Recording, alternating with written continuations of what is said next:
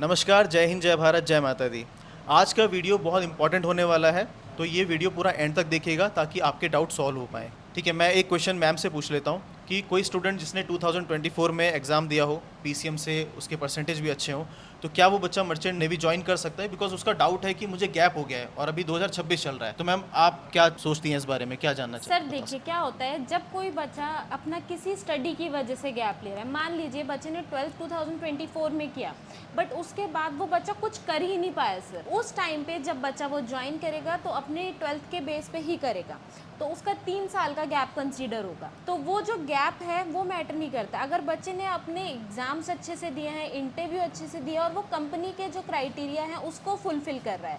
मानिए सर कुछ कंपनी के क्राइटेरिया होते हैं जो वो सिर्फ 19 एज तक ही बच्चों को लेती है। बच्चे का ये भी देखना बहुत इंपॉर्टेंट है वो किन कंपनीज के लिए एलिजिबल हो रहा है। ठीक है, तो ये एक अच्छा पॉइंट था बिकॉज़ कोई स्टूडेंट है जिसने 2024 में अपने एग्ज़ाम दिए, मर्चेंट नेवी के लिए प्लान कर रहा है, बट उसने कुछ नहीं किया। हो सकता है उसका कोई कॉम्पिटिशन की प्रिपरेशन कर रहा जी। हो, किसी भी कॉम्पिटिशन की, और ये सेकंड बैकअप हो, हाँ राइट? जी। इस वजह से भी बच्चा कभी-कभी 1 या 2 साल का गैप लेता है, बट आपकी एलिजिबिलिटी ख़त्म नहीं होती है बिकॉज़ एज वाइज़ 17 से 25 रहता है, बट कंपनी स्पेसिफिक। ओके तो ऐसी कुछ सर, अगर कंपनीज़ हैं। किसी जी। बच्चे ने किसी कॉम्पिटिटिव एग्जाम की वजह से अपना गैप किया हो तो क्या सिनेरियोज रहते हैं सर? देखिए, सिनेरियो में अगर सेकंड बैकअप है तो इसमें ये रहेगा कि आपकी एलिजिबिलिटी, जैसे मैंने बताया कि 17 से 25 आपकी एज लिमिट होती है, तो डिपेंड करेगा आपकी पीसीएम परसेंटेज क्या है।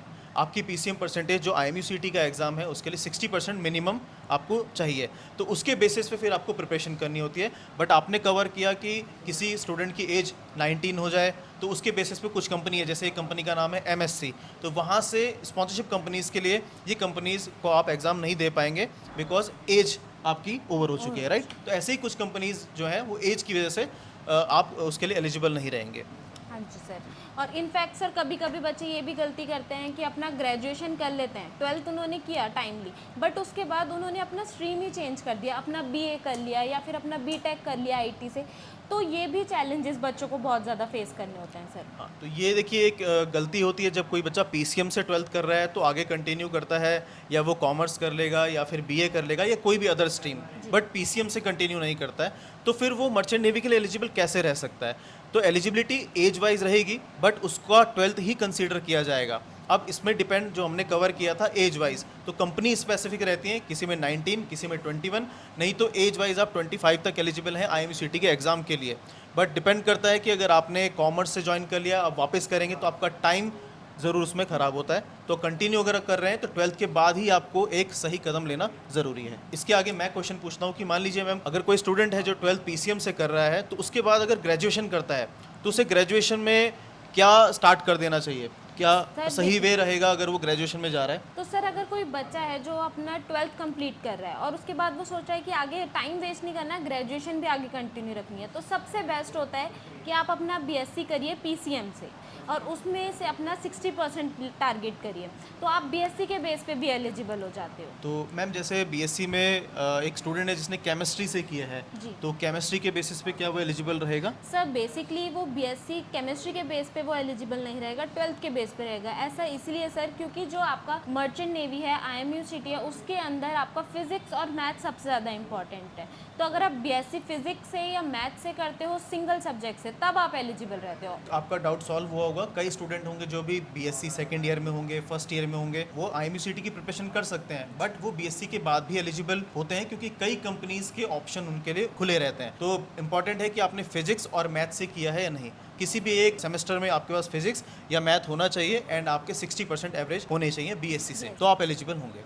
और अभी के लिए सबसे ज़रूरी आपके लिए यही है कि अगर आप अभी 12th में हो या अभी रिसेंटली 12th पास आउट किया है, तो अभी अपना पीसीएम पे फोकस करके चलिए। अगर आप एक अभी 12th अपेयरिंग कैंडिडेट हो तो आपको अपना आईएमयूसीटी 2027 ही टारगेट करना है। उसके लिए वेट नहीं करना कि रिजल्ट आ जाएगा तब ज्वाइन कर लेंगे या तब चीज़ें कर लेंगे। जैसे ही आप अपना लास्ट एग्जाम दे देते हो, आपका राइट टाइम वही है ज्वाइन करने का। इनफैक्ट एकेडमी भी आप तब मार्च में ज्वाइन कर सकते हो, 3 महीने पहले से ही रजिस्ट्रेशन ओपन हो जाते हैं। बट जैसे मैम एक स्टूडेंट है अभी जी उसका 12th अपेयरिंग है, जी बट वो पूछ रहा था कि मुझे एकेडमी ज्वाइन करनी है तो जैसे आपने राइट टाइम बताया, बिल्कुल। तो मुझे क्वेरी तो मैंने की है, बट एक ज्वाइनिंग का टाइम जो आप बता रहे थे प्लीज़ उसे थोड़ा करेक्ट कर देंगे कि मैं कब, क्योंकि सीट्स फुल हो जाती हैं, इस बार भी बिल्कुल। सीट्स फुल हो गई तो उनका भाई नहीं पहुंच पाया यहाँ पे, तो वो सही करेक्ट टाइम क्या रहेगा? सर देखिए, जैसे ही बच्चा अपने 12th का लास्ट एग्जाम दे देगा, मार्च में यहाँ पे एडमिशन ओपन हो जाते हैं, बट रजिस्ट्रेशन 3 मंथ्स पहले से ही स्टार्ट हो जाते हैं, तो पहले से ही बच्चा अपनी यहाँ पे सीट बुक कर सकता है। यानी कि दिसंबर जनवरी के जी। आसपास ही मैं सीट बुक करना शुरू कर सकता हूँ, ताकि मार्च अपेयरिंग जब मेरे बोर्ड एग्जाम हो तो उसके बाद सून आफ्टर 12th मैं यहाँ पर एकेडमी में एडमिशन लेने आ सकूँ। अब जैसे मैम एक मैसेज मेरे पास आ रहा है कि सर मैंने बीटेक किया हुआ है, मैकेनिकल से मैं कर रहा हूँ और अभी 3rd ईयर में हूँ, और अब 12th के बाद एक तरह से गैप हो गया, बट मुझे मर्चेंट नेवी के लिए जाना है और उन्हें डीएनएस के बारे में पता चला ओके। और यही मर्चेंट नेवी का फील्ड, तो इसको कैसे अब कवर करें? सर देखिए, वो बच्चे के इंटरेस्ट के ऊपर चीज़ें डिपेंड करेगी। अगर बच्चा बीटेक कर रहा है मैकेनिकल से, तो वो अपना जीएमई का कोर्स भी कर सकता है उसको कंप्लीट करने के बाद। इनफैक्ट वो डीएनएस कोर्स के लिए भी एलिजिबल है, आईएमयूसीटी के लिए भी एलिजिबल है, क्योंकि उसके पास एक जस्टिफाइड गैप है, तो वो अपना आईएमयूसीटी डीएनएस भी कर सकता है। तो यहाँ से भी एक पॉइंट कवर हुआ होगा कि अगर बीटेक किया है, मैकेनिकल से कर रहे हो, तब भी मर्चेंट नेवी में जा सकते हो, बट आगे जीएमई का एक कोर्स होता है, ग्रेजुएट मरीन इंजीनियरिंग, तो आप यहाँ से मर्चेंट नेवी ज्वाइन कर सकते हैं। दूसरा, बीटेक ईटीओ से अगर कर लेते हैं तो भी एक कोर्स है मैम, राइट? यस। तो बीटेक इलेक्ट्रिकल अगर आप कर रहे हैं तो ईटीओ का कोर्स करके भी आप आगे जा सकते हैं, क्योंकि गैप जस्टिफाइड है, जैसा मैम ने आपको बताया। ये इंपॉर्टेंट करता है कि बीएससी बीटेक किया है और अगर 12th के बाद कुछ नहीं किया है, 17 से 25 की एलिजिबिलिटी आपकी होती है, बट इंपॉर्टेंट है कि आपने किस टाइम पे और किस कंपनी के लिए आपको अप्लाई करना है, उसके अकॉर्डिंग आपको मैम ने बताया कि 12th के बाद आपको कब एकेडमी के लिए भी प्रिपेयर करना है और कब आपको आना है। और अगर स्टिल बच्चों आपके कुछ भी डाउट्स हैं तो नीचे कमेंट सेक्शन में अपने डाउट्स पूछिए, हम ट्राई करेंगे कि हम उनको कंप्लीट रिजॉल्व कर पाएँ। जय हिंद, जय भारत, जय माता दी।